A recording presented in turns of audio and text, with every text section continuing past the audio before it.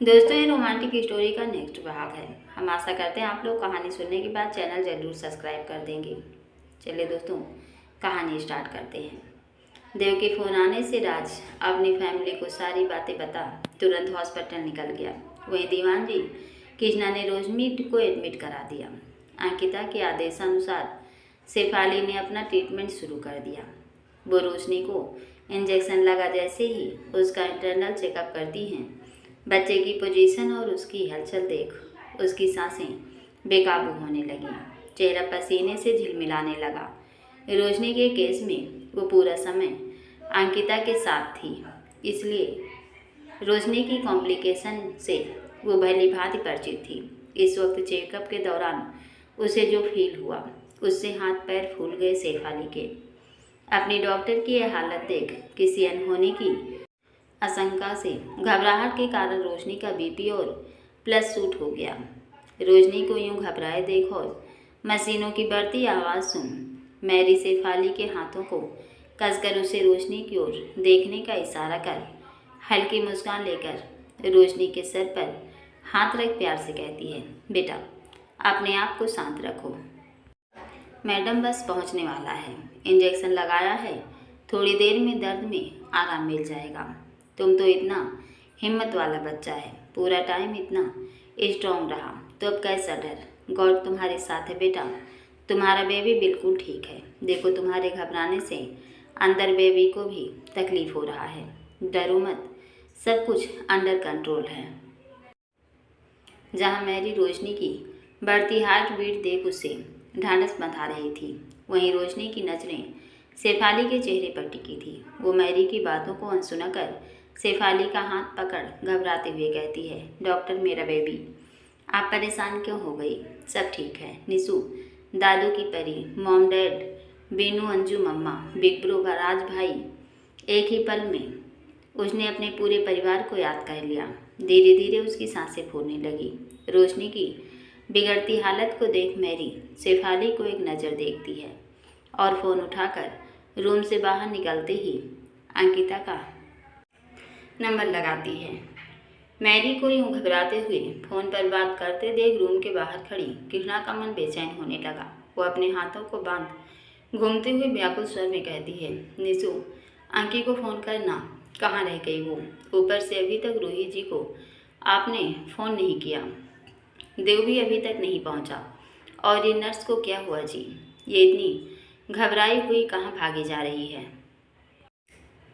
रोशनी और उसका बच्चा कृष्णा को इतना बेचैन देख जहाँ निशान का दिल घबराने लगा, वहीं दीवान जी एक बार फिर गुस्से से भर उठे। वो उनका हाथ पकड़ खींचते हुए हॉस्पिटल के मंदिर में ले जाकर खड़ा करते हैं और गहरे स्वर में कहते हैं, कृष्णा, कहा था आपसे बच्चों के सामने खुद को कमज़ोर मत पड़ने दो।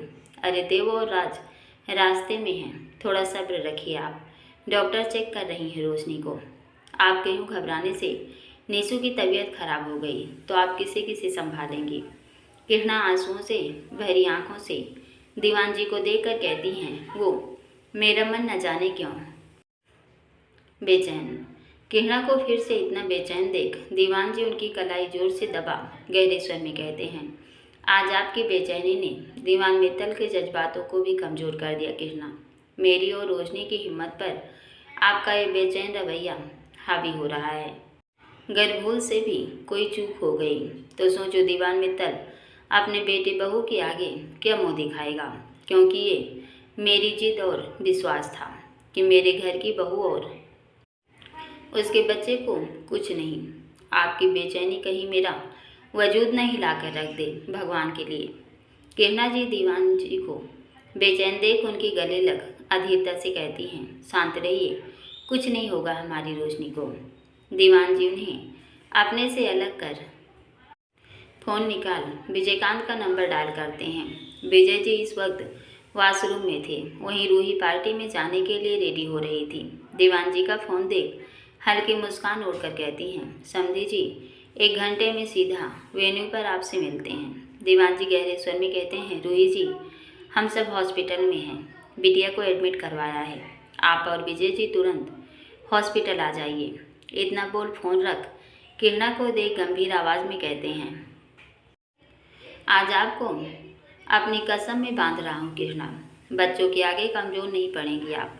अपने दोनों हाथ जोड़कर कहते हैं, हे माता रानी, मेरी कुल की लाज आज तेरे हवाले है।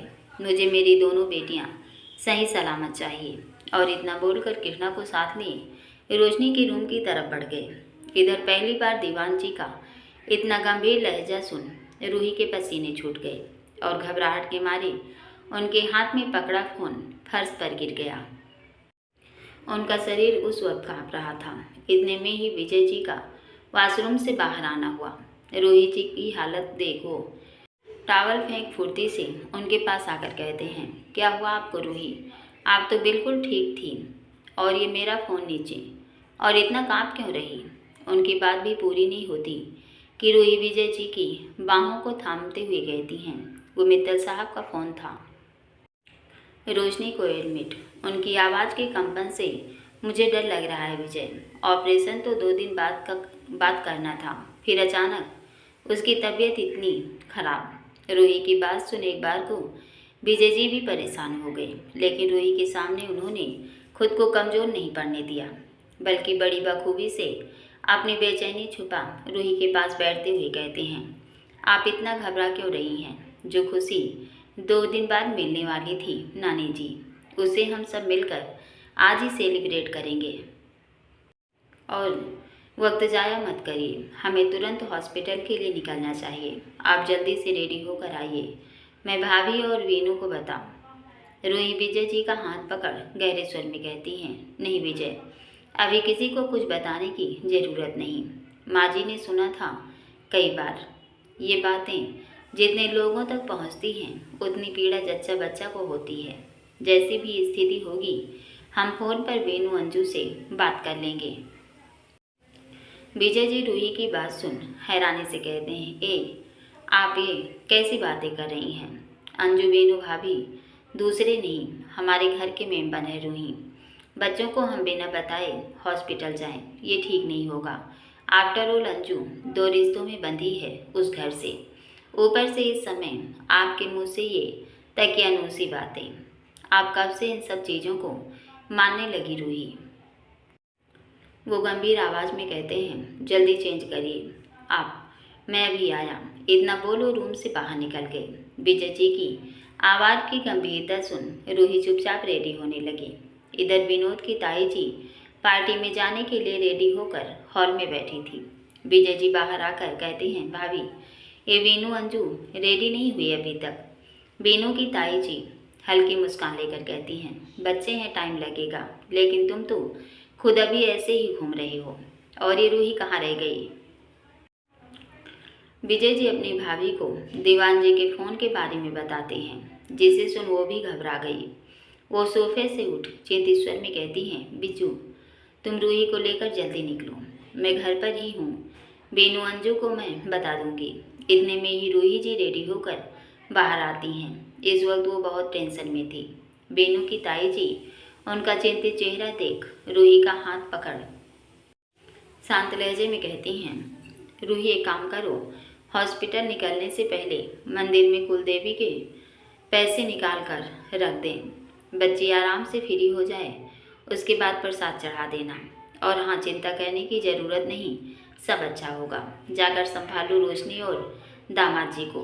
बड़े गरीब नाजुक वक्त में यूँ चिंता करके बैठ गए तो बच्चों को कौन संभालेगा? हिम्मत रखो, रूही भावुक स्वर में कहती हैं, जी दीदी। वो जल्दी से मंदिर में जाकर दीपक जलाती हैं और ईश्वर की प्रतिमा के आगे खड़े होकर हाथ जोड़कर कहती हैं, मेरी बच्ची आपके हवाले है माँ, दोनों पर अपनी मेहर बनाए रखना। वो फुर्ती से अपनी जेठानी के निर्देशानुसार कुलदेवी का भोग लगा पैसे निकाल उनके चरणों में रख विजय जी के साथ जैसे ही घर से निकलती, उसी वक्त अंजू विनोद नीचे आते हैं। अपने मॉम डैड को जल्दबाजी में घर से बाहर जाते देख दोनों हैरान हो गए। विनोद अंजू का हाथ छोड़ भागकर नीचे आता है और रूही का कंधा पकड़कर कहता है, मॉम डैड। विनोद की आवाज़ कान में पड़ते ही रूही की हिम्मत टूट गई। वो पीछे पलट विनोद का हाथ थाम भावुक स्वर में कहती हैं, विनू रोशनी हॉस्पिटल। रूही को इतना टेंशन में देख अंजलि भागकर रूही को गले लगाकर कहती है, मॉम, इसमें घबराने वाली बात नहीं, खुशियाँ मिलने वाली हैं हमारे घर को। डैड, आप और मॉम जल्दी से हॉस्पिटल पहुँचिए, हम और बीनू भी चेंज करके आते हैं। विजयकांत विनोद को देखकर कहते हैं, बीनू, अंजू को लेकर एक बार हॉस्पिटल आ जा, निशु को तुम दोनों की ज़रूरत है। चलो रूही। इतना बोल वो तुरंत हॉस्पिटल निकल गए। इधर करण का हॉस्पिटल में गाड़ी पार्क करना हुआ। उसी वक्त अंकिता के मोबाइल पर मैरी का कॉल आने लगा। अंकिता फ़ोन उठा गाड़ी का गेट खोलती उससे पहले ही करण ने गाड़ी के चारों गेट लॉक कर दिए। अंकिता हैरानी से करण को देख गहरे स्वर में कहती हैं, ये सब। करण अंकिता का दुपट्टा पकड़ नजरें उसकी ओर घुमाकर कहता है, टेंशन मत लीजिएगा, मैं हर पल आपके साथ हूँ। मुझे पूरा यकीन है इस बार भी आप एक नया अध्याय लिखेंगी। जितना डिफ़िकल्ट केस है रोशनी का उतने ही इजी तरीके से हैंडल हो जाएगा। दूसरी बात, घर पर जो भी घटा वो सब आपके जेहन में नहीं होना चाहिए। इस वक्त आपके लिए सिर्फ रोशनी, उनका बेबी और आपका अनुभव, इन बातों को दिमाग में रखिए, बाकी कुछ नहीं। इतना बोलते ही गाड़ी के गेट अनलॉक हो गए। करण उनका दुपट्टा अपने माथे से लगा आंखें बंद कर कर कहता है, ऑल द बेस्ट, और इतना बोल आहिस्ता से उसका दुपट्टा छोड़ गाड़ी से बाहर निकल जाता है। अंकिता एक बार फिर करण की सहनशीलता और सौम्य व्यक्तित्व पर अपना दिल हार बैठी। वो दुपट्टे के उसी छोर को जो करण ने थामा था उसे अपनी अंगुलियों में लपेट मैरी का कॉल पिक कर आगे बढ़ते हुए कहती है, बोलो मैरी। मैरी गहरी आवाज़ में कहती है, डॉक्टर कहाँ रह गया आप? वो रोशनी का बेबी का तबीयत। अंकिता मैरी का आवाज़ का कंपन सुन तेजी से अपने कदम बढ़ाते हुए कहती हैं, तुम तुरंत ओटी रेडी करो। इतना बोल फ़ोन रख फुर्ती से लिफ्ट की ओर बढ़ गई। अंकिता के चेहरे पर परेशानी देख करण का दिल भी घबरा उठा। वो भी जल्दी से उसके पीछे लिफ्ट की ओर बढ़ गया। इतने में ही देवराज भी एक साथ हॉस्पिटल पहुंच गए। राज की गाड़ी देख देव जल्दी से गाड़ी पार कर इसकी ओर भागता है। देव को अपनी ओर आते देख राज गाड़ी से उतर गेट लॉक करता। उससे पहले ही देवराज को पीछे से गले लगाकर कहता है, राज। देव को इतना व्याकुल देख राज गहरे स्वर में कहता है, बेवकूफ़ है जो बच्चों जैसी हरकत कर रहा है। हॉस्पिटल क्यों आए हैं? रोशनी को पता है ना, इलाज के लिए। तो इसमें मुंह लटकाने वाली कौन सी बात है? पागल कहीं का। निशु ये हरकत करे तो समझ आता है देव, लेकिन तू क्यों कमज़ोर पड़ रहा है यार? देव भावुक स्वर में कहता है, राज, पापा, मम्मा, रोशनी और उसका बेबी। राज गंभीर आवाज़ में कहता है, दुनिया में आ गया क्या बेबी? गधा कहीं का। सब्र और भरोसा नाम की चीज़ है या नहीं, जो उठाईगिरी सी बातें कर रहा है? जो कॉम्प्लिकेशन का टाइम था देव निकल गया। देख सामने करण की गाड़ी। इसका मतलब अंकी पहुंच गई। अब रोशनी उसके हवाले है। देव उससे बे डॉक्टर पूरे अजमेर में नहीं यार, वो जान लगा देगी इस केस पर। पूरा भरोसा है मुझे उस पर देव। देख लेना रोशनी और हमारे बेबी को कुछ नहीं होगा, समझा? अब ये चिरकुट समूह सही कर और मुन्ने के पापा को संभाल। अभी उससे छोटा बच्चा कोई नहीं। चला जा, अपनी एक और नई पीढ़ी का वेलकम करने का समय है। राज की पॉजिटिव बातों, उसके एटीट्यूड से देव को काफ़ी हद तक रिलैक्स महसूस हुआ। राज उसका हाथ थाम रोशनी के रूम की तरफ बढ़ गया। इधर जैसे ही किरणा को सामने से अंकिता करण आते दिखे, वो निशांत का हाथ थामकर कहती हैं, निशु, अंकी। दोस्तों, यहाँ से पिया निर्मोही का पार्ट अपलोड कर रही हैं, तो प्लीज़ कमेंट बिल्कुल मत कीजिएगा। हम जैसे जैसे रोमांटिक स्टोरी अपलोड करेंगे उसके पीछे ही पिया निर्मोही का पार्ट भी अपलोड करेंगे। चलिए दोस्तों, कहानी स्टार्ट करते हैं। आकाश ने कई बार धृति के माथे को चूमा। उसकी बाहों में लिपटी धृति बस उसे देखती रही, उसके चेहरे को सहलाती रही। आकाश मुस्कुराया, धृति, मैंने सब कुछ मिस कर दिया। एक बार भले ही सब कुछ सही भी हो गया, लेकिन मैंने एक गोल्डन पीरियड मिस कर दिया है जो कभी लौट कर नहीं आने वाला। काश एक बार वो वक्त फिर से लौट आए। मैं उसे महसूस करना चाहता हूँ। मैं उस हर एक लम्हे को महसूस करना चाहता हूँ जो मैंने वक्त के हाथों गंवा दिया। मैं बहुत अलग हूँ, नॉर्मल इंसानों से बिल्कुल अलग। गुस्सा बहुत भरा है मुझ में, कूट कूट कर। हर बार मुझसे तुमसे कोई ना कोई नया वादा करता हूँ और फिर उसे तोड़ भी देता हूँ। कभी अपने वादे पूरे कर ही नहीं पाता। मुझे भी तकलीफ़ होती है। इतना काहे सोचते हैं, हमें कुछ भी बुरा नहीं लगता। और आपका कहा किया तो कतई नहीं। काहे कि जब भी आप कुछ करते हैं तो जाने अनजाने हमारा भला ही हो जाता है। कुछ नया सीख जाते हैं, बस झेला नहीं जाता। तो आपका गुस्सा। नाराज़ ना हुआ करिए हमसे, और सब कुछ मंजूर है हमें। धृति ने अपनी बाहें आकर्ष के पेट पर घेर दी। एक बात कहूँ?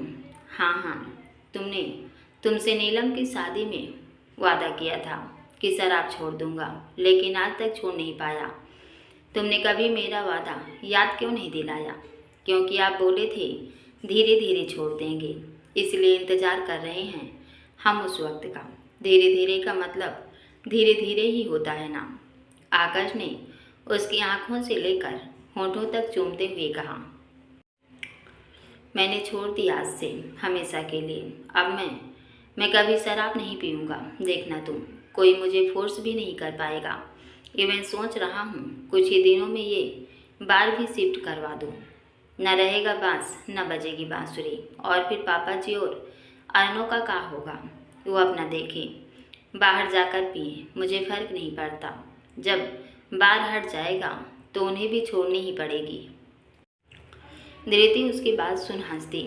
अच्छा मुझे बताओ, जब डॉक्टर ने मुझे सिंगापुर भेजने को बोला तो तुम्हें डर नहीं लगा कि अकेले कैसे मुझे लेकर इतना दूर जाओगी?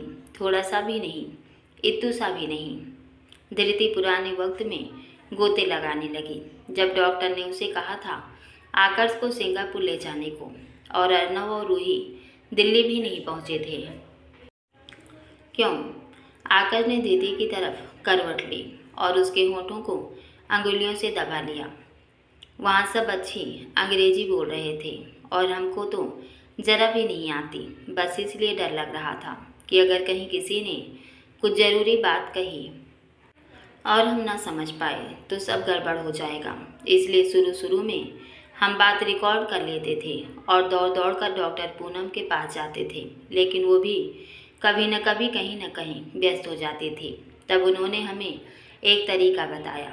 ये देखिए, धृति ने पलटकर अपना फ़ोन उठाते हुए गूगल का होम पेज खोला, एक वेबसाइट ओपन की जिसमें वॉइस तो टेक्स्ट कन्वर्ट था। उस पर ऑडियो फाइल अपलोड करते ही पूरी बात को टेक्स्ट में बदल देता था। उसके बाद धृति ने वहाँ से वो सारी लाइंस कॉपी की और गूगल ट्रांसलेटर पर पेस्ट कर दी। ट्रांसलेटर ने तुरंत उस सारे टेक्स्ट को हिंदी में कन्वर्ट कर दिया। देखा कितना आसान है। फिर जब हमको पता चल गया था कि लंबा रहने वाले हैं यहाँ, तो हम कॉपी पर लिख लिख कर याद करते थे ताकि आगे कोई बोले तो थोड़ा बहुत हमें याद रहे। और फिर तुम मैडोना बन गई। माने आकाश ने धृति को अपनी तरफ खींचकर ढेर सारी पुच्चियाँ दे डाली। मने कुछ नहीं रानो। धृति एकदम से साड़ी संभाल कर उठ गई। आपको पता है, एक बार हमको पुलिस ने भी पकड़ लिया था। ये हमने किसी से नहीं बताया। आकाश के होश उड़ गए। क्या? हाँ, हम कुछ समय सामान लेने नीचे गए थे। नीचे वाली दुकान में नहीं मिला तो थोड़ा दूर निकल गई। फिर जैसे एक चौराहा पार किया, पुलिस की गाड़ी से 2 पुलिस वाले उतरे और हमें रोक लिया। फिर पूछा अच्छा, लेकिन हमें ज़्यादा कुछ समझ नहीं आया। हमने उन्हें बताने की कोशिश की कि हमारे पति के साथ हम आए हैं, पर वो समझे नहीं और हमको पुलिस स्टेशन ले गए। तुम वीज़ा पासपोर्ट लेकर नहीं गई थी? वही तो, सारा कागज़ दिखा दिया था उन्हें। जब से अर्नो बता कर गया था, हम बिना कागज़ के बाहर नहीं निकलते थे, लेकिन फिर भी हमें बैठा लिया। फिर क्या हुआ? तुमने डैड या अर्नो को फ़ोन क्यों नहीं किया? वो हैंडल कर लेते। अर्नो और पापा जी दोनों पहले ही आपकी वजह से बहुत परेशान हालत में थे, पर हम पुलिस वालों से कहकर डॉक्टर पूनम को बुला लिए थे। जब वो आई तब चैन पड़ा। फिर उन्होंने हमें बताया कि धृति तुम इमरजेंसी मेडिकल वीज़ा पर यहाँ आई हो, इसलिए अस्पताल के एक तय दायरे के बाहर तुम नहीं घूम सकती। अगर अगली बार ऐसा किया तो तुम्हें जेल में डाल देंगे। आकर्ष आंखें फाड़कर उसे देखे जा रहा था। उस दिन से हमने कसम खा ली, जो चाहिए होगा नीचे अगल बगल की दुकान से ले लेंगे, दूर नहीं जाएंगे। पता चला आप अस्पताल में और हम जेल में। आकर्ष को हंसी भी आई, दया भी, और उसकी समझदारी पर ढेर सारा प्यार भी। कितना कुछ सीख गई वो एक छोटे से टाइम पीरियड में, जो आकर्ष उसे सालों से नहीं सिखा पाता। उसकी समझदार पत्नी कानपुर से लेकर सिंगापुर के हर अस्पताल के बिल और खर्च की सारी रसीदें संभाल कर रखी थी उसने, जिसकी वजह से आकर्ष मेडिकल इंश्योरेंस क्लेम कर पाया था। कार का इंश्योरेंस रिकवर हो गया था। कंपनी ने एपोलॉजी लेटर तक भेजा था आरजीआई के नाम। सब कुछ आसानी से संभाल गया था धृति की वजह से। आकाश ने कसकर उसके अपने सीने से चिपका लिया। I love you so much Ranu, बहुत बहुत ज़्यादा, सच में। मी टू। धृति ने कहा तो आकर्ष को उस पर और प्यार आ गया। दोनों का प्यार अभी शुरू होने ही वाला था कि क्रेडल में रोने की आवाज़, हल्की हल्की सी आवाज़ें आने लगी। धृति उठकर बैठ गई और आकर्ष भी। ये रोज़ रात में ऐसे ही रोएगी। सब बच्चे रोते हैं, ये कोई आसमान से थोड़ी उतरी है। उसे भूख लगी होगी ना। धृति ने उसे गोद में उठाकर सीने से चिपका लिया। आकाश ने धीरे से धृति का हाथ पकड़ा। एक बात कहूँ? हाँ हाँ कहिए। इतना बोलकर वो कोई मीठी सी लोरी गाने लगी। धृति, मैं चाह कर अर्नव से माफ़ी नहीं मांग पा रहा हूँ। मुझे पता है बिना माफ़ी मांगे भी उसने मुझे माफ़ कर ही दिया है, लेकिन फिर भी दिल चाहता है कि कुछ ऐसा करूँ उसके लिए कि मेरे मन से सब कुछ बह जाए। तो क्या सोचे हैं आप? धृति, मैं दोबारा से कंपनी में सीईओ की पोजीशन नहीं चाहता। इतना कहकर आकर्ष रुक गया और धृति की तरफ उसकी प्रतिक्रिया जानने के लिए देखने लगा। बोलो धृति, मैं सही सोच रहा हूँ या नहीं? धृति ने एल्सा की पीठ को हल्के से थपथपाया। उसने एक लंबी सी डकार ली और फिर उसे ब्लैंकेट ओढ़ाकर क्रेडल में लिटा दिया। फिर वो उठकर बालकनी की तरफ बढ़ गई। आकर्ष भी झट से उठकर उसके पीछे आ गया। तो अपने लिए क्या सोचा है आपने?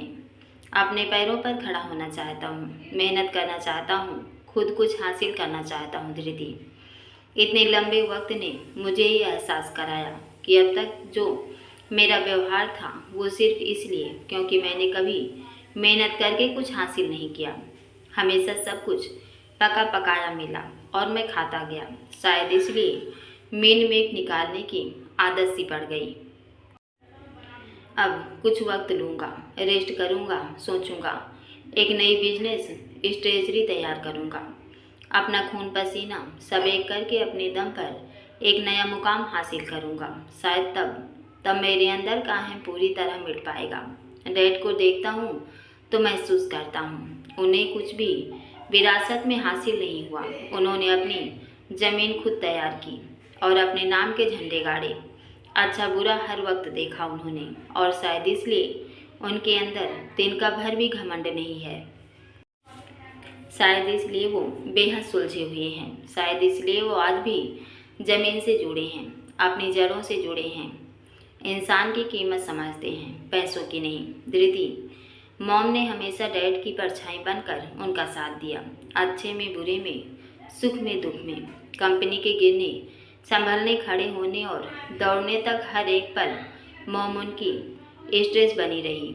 शायद इसलिए वो कभी हारने से नहीं डरे। अपने लिए कुछ नया सोचते वक्त डर भी लगता है कि अब सोच रहा हूँ जब पूरा परिवार बन गया है, उनकी जिम्मेदारियाँ आ गई हैं, अगर बीच में लड़खड़ा गया तो शायद कहीं सब बिगड़ना चाहे। लेकिन अगर अभी न शुरू कर पाया धृति, तो अपनी बेटी को अपना संघर्ष सुनाने के लिए कुछ भी नहीं होगा मेरे पास। उसे मेरी तरह विरासत में एक बना बनाया आलीशान एम्पायर मिलेगा, जिसकी वो खुद को मालकिन समझेगी। वो कभी उसके पीछे की मेहनत और खून पसीने का महत्व नहीं समझ पाएगी। इसलिए मैं उसके लिए पैसों की नहीं, मेहनत की विरासत छोड़ना चाहता हूँ। वो विरासत जो मेरे डैड ने मेरे लिए छोड़ी है, वो जो हमेशा उसके साथ रहेगी। धृति, बोलो अगर कल मैं नया स्टार्ट अब करूं तो तुम मेरा साथ दोगी ना? बोलते बोलते आकर्ष की आंखों का पानी बहकर उसके होठों को भिगोने लगा।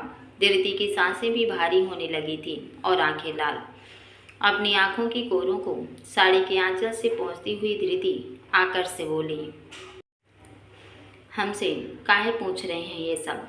हम का जाने बिजनेस उजनेस, जो आपको समझ आए कीजिए, नहीं तो पापा जी से पूछिए। नहीं, मैं तुमसे ही पूछूंगा। पूरी ज़िंदगी मुझे तुम्हारे साथ बितानी है। मेरा लिया गया हर फैसला तुम्हारी और मेरी बेटी के भविष्य को प्रभावित करेगा। इसलिए तुम बताओ, क्या मेरा सोचना सही है या नहीं? तुम साथ दोगी ना मेरा? धृति कुछ देर तक सोचती रही, फिर धीरे से बोली, का सोचा है आपने अपने लिए? एक प्रोजेक्ट पिछले 5 साल से पेंडिंग पड़ा था RGI के पास। जब मैं लंदन से लौट कर आया था तो मैंने अपने बिजनेस आइडिया के तौर पर डैड को वो प्रोजेक्ट दिखाया था, लेकिन तब उसमें काफ़ी सारी कमियां बताकर उन्होंने उस वक्त उसे नहीं ऑन किया। लेकिन बाद में बहुत सारे करेक्शन के साथ उन्होंने कहा कि हम अगले साल इसे लॉन्च करेंगे, क्योंकि वो बिजनेस आइडिया मेरा है। Hand embroidered sustainable fashion clothing line, और मैं इसी पर काम करना चाहता हूँ। तो बताओ, मेरा आइडिया तुम्हें कैसा लगा? हमको इन सब के बारे में ज़्यादा तो नहीं पता, लेकिन अच्छा बात है आप खुद कुछ करने जा रही हैं। हमें सुनकर बहुत खुशी हुआ, पापा जी को भी होगा। आकाश ने मुस्कुराते हुए उसे अपनी तरफ खींच लिया। मैं अब सब सही कर दूंगा, देखना, और फिर कभी कुछ नहीं बिगड़ेगा मेरी एरोगेंस की वजह से। हाँ, वो सब ठीक है, लेकिन कल हम नामकरण पर का पहनेंगे? एक भी साड़ी नहीं दिलाई। और हाँ, इस बार हमको सोने के नए कंगन भी चाहिए, बताए देते हैं। और वो वार्डरोब तुम्हारी साड़ियों से भरी हुई है, उसका क्या होगा?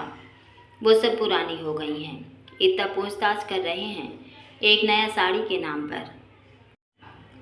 बालकनी में ठंडी ठंडी हवा चल रही थी। सामने हरा भरा लॉन, जिसके पेड़ हवा के झोंकों से लहराते जा रहे थे।